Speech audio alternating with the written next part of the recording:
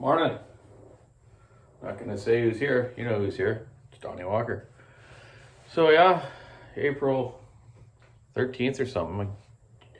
Can you believe it's in mid-April already? Time's flying by. Yeah, I'm here this morning porting a cylinder for a fella in England, Alan Williams. Sorry it's been a little while, but I've been real busy and your build was kind of odd. Unfortunately, Alan never looked us all over that well. The 390, the case was junk on it.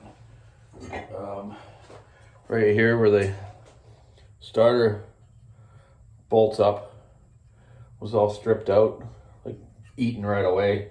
So your starter would never stay on. So unfortunately, or really, I guess I should have sold him a new case, but I had an extra one kicking around, and because he sent it all the way from England, and he's a subscriber of mine on the channel here and whatnot, I decided to spot him a case and build his saw properly and make sure it's going to be reliable and work good for him. Just doing his cylinder now. His motor was in good shape. I just ported the exhaust port. Just going to clean it up now and polish it. Play around with his transfers a little bit, match it to the case. There's a little bump up top that I do on the exhaust side. You'll see how you can tell when you put it on the case like so. Now you can see that, but up in this corner here, I take a bunch of the material out of the cylinder so the transfer port matches the crankcase properly.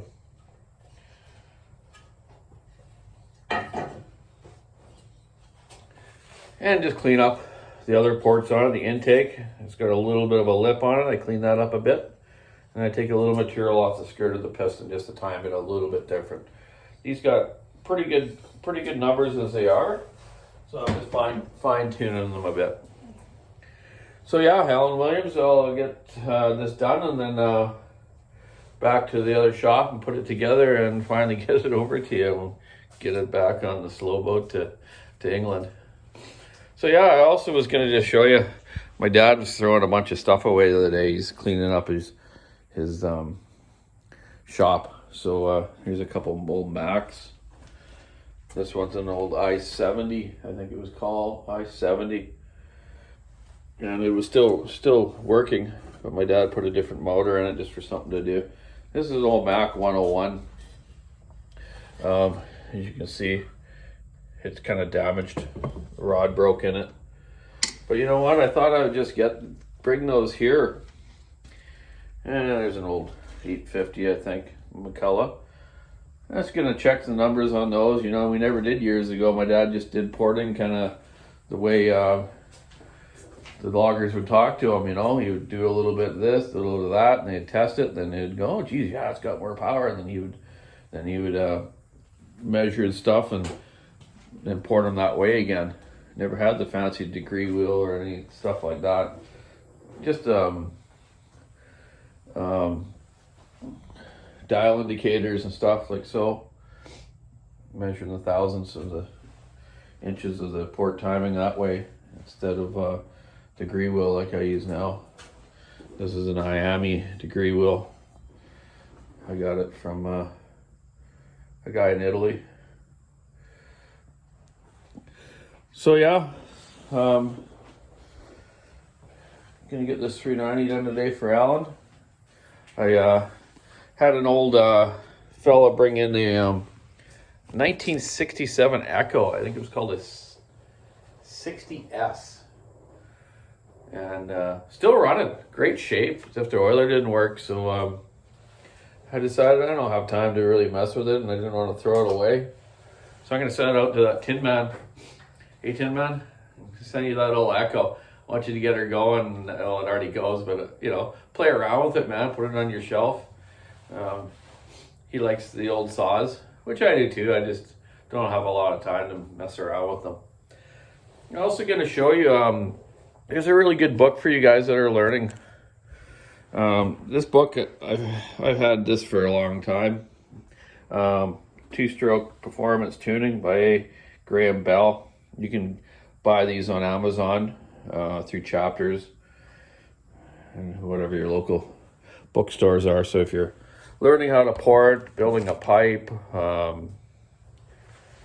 just general performance, it tells you a lot about old motocross engines, go-kart engines, not really any saw stuff, but it all relates the same. It doesn't matter if a two-stroke's 50 cc's or 500 cc. The timing numbers all work the same. For a pipe engine with a tuned pipe, like on a motocross bike or a kart, the pipe's a big thing. A pipe really makes the horsepower, and I know my friend Magnus in Sweden, poor fellow's hurt right now, not doing good healthy-wise, but he taught me a lot about bikes and pipes years ago. He used to work on a road race team. They actually used to, their specialty was 50cc motors, and they would run them like little MB5 bikes or whatever, and these 50cc motors, they were cranking out incredible horsepower numbers. Amazing. But he also used to work with some 500cc GP bikes, and he said they would build the muffler so thin, like the combustion chamber in the tuned pipe, when you wing revving that motor, you can see the muffler actually moving, pulsing. So the pipes, the tuned pipes are quite unique. The thinner the better. So you get the shock waves in that pipe. Like, on a tuned pipe, the exhaust goes back and forth in there several times before it actually exits. That's why they call it a tuned pipe. And so the motor, you got to build the motors differently for a tuned pipe versus a box muffler on a chainsaw.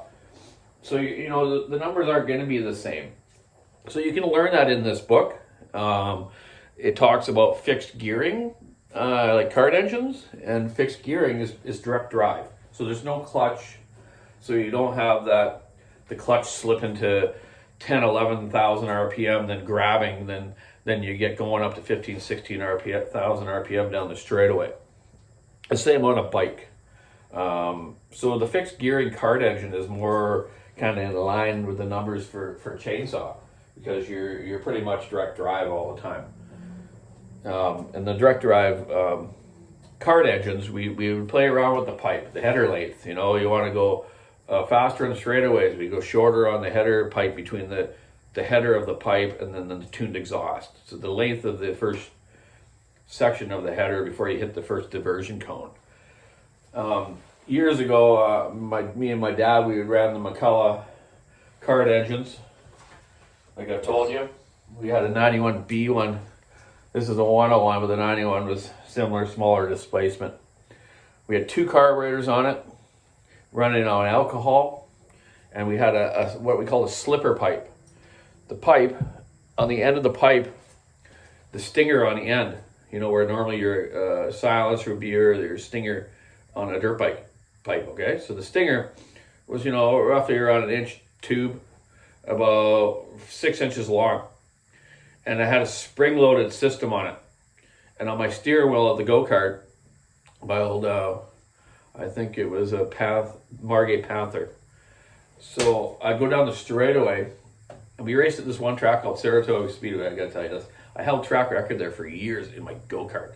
The owner of the track couldn't believe it until sprint cars and stuff started coming around, and just faster modified stock cars and whatnot. So yeah, I had a track record with my own McCullough there. So anyways, back to that. So we're up there racing.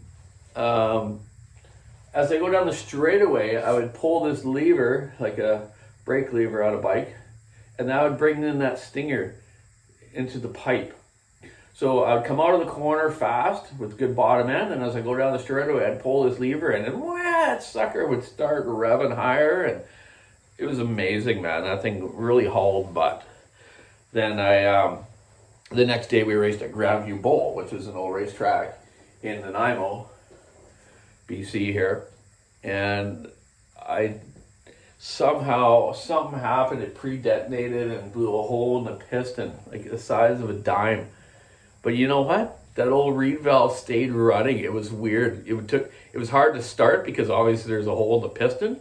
But we'd get that. My dad used to use an SP81 chainsaw with a belt on a V pulley on the saw and a V pulley on the motor. on the flywheel side, we had a V pulley on there, and we used the V belt. And Dad would stand on the back bumper and pull like crazy and get the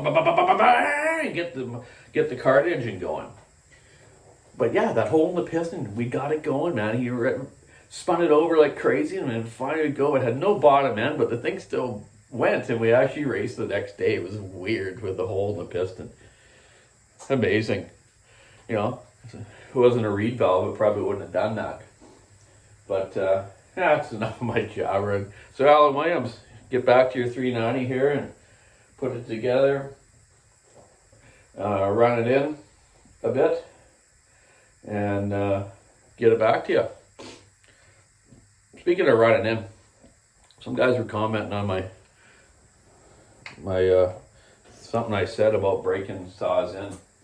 Well, you know what? Yeah, I know that, man.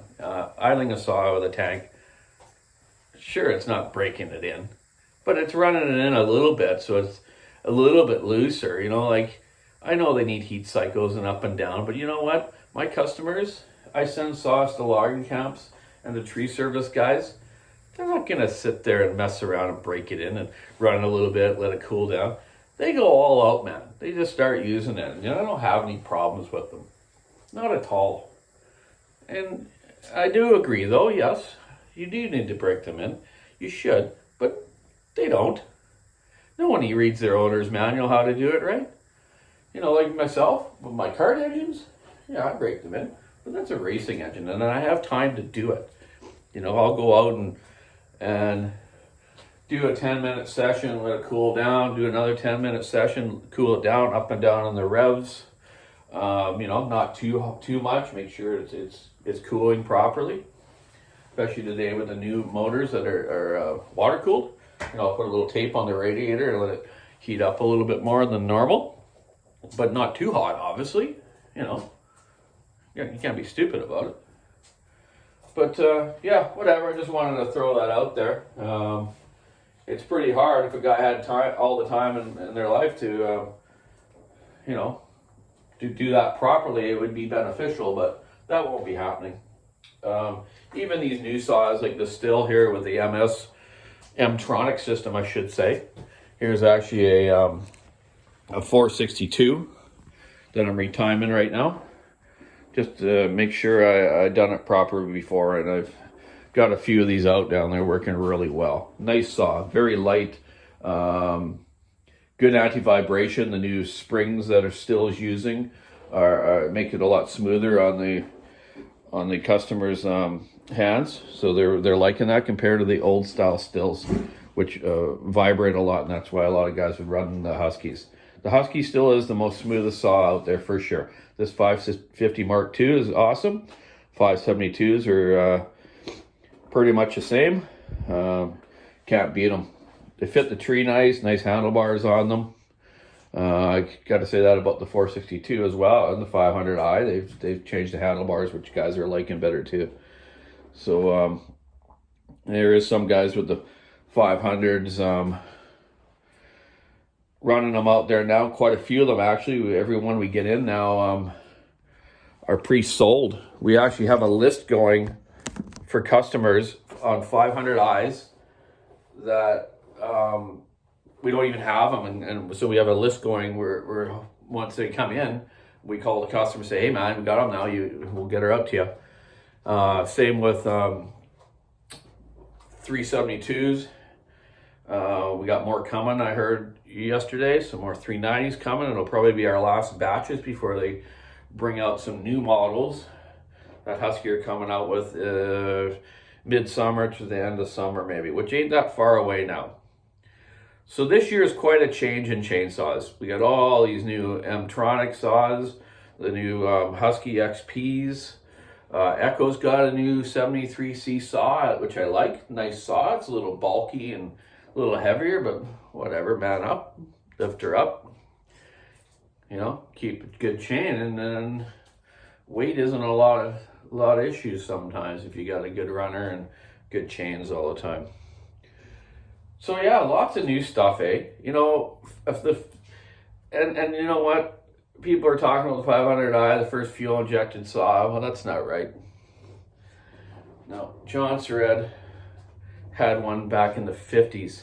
John Surratt even had a diesel chainsaw around that time, and I've seen it. A fellow from a saw collector came here a couple years ago when I was cleaning out the old shop, and it was just funny. He came by because I was cleaning out all this stuff, and I gave him a couple old McCulloughs and a couple things. I think I sold him one, but I like people getting those because, especially collectors, because they'll collect them and use them, or even get them running and just show them to people and talk about the history. I think that's cool.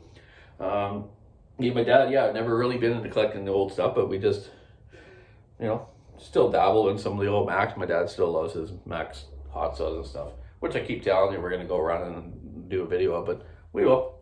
The weather's better now. We're just getting our campsite set up. I got a apparatus out there. It holds the log. I strap it down, and we can do some testing on a few of our race saws. Yeah, there's no logger sports again this year, so it's not that much of a hurry to go out and test some stuff. Unfortunately, let's get this COVID over, people, and so we can get back to life. And I wanted to go down to the U.S. and do some vintage kart racing and a couple logging shows, but that's not going to happen this year, I guess. But oh well, whatever. We're here. Family's good. My mom and dad came out to the racetrack with us on the weekend, or the old campsite, I should say. I took my dad's truck and camper up there, his old 67 Mercury. He's had since new, mint condition, crew cab with a 65 caveman camper. So I was honored to actually drive him out there, and he lost his license. Bummer. Maybe he'll get back one day, hopefully, Bobby. But he's telling me about the turn signals and how to drive it and everything. I'm like, hey, come on, man, I've driven a truck before. But anyways, it was nice to go out there. I took my camper out too and left it there, so I can just run out and stay when I want, do a little work on the property, cut some bushes and a few trees, get a little firewood for my dad for next year. With some maple we're gonna do. Anyways, I better get at it. Thanks for watching. Have a great week, and keep your saw on the wood. Stick on the ice, whatever. Okay, have a great day. Bye.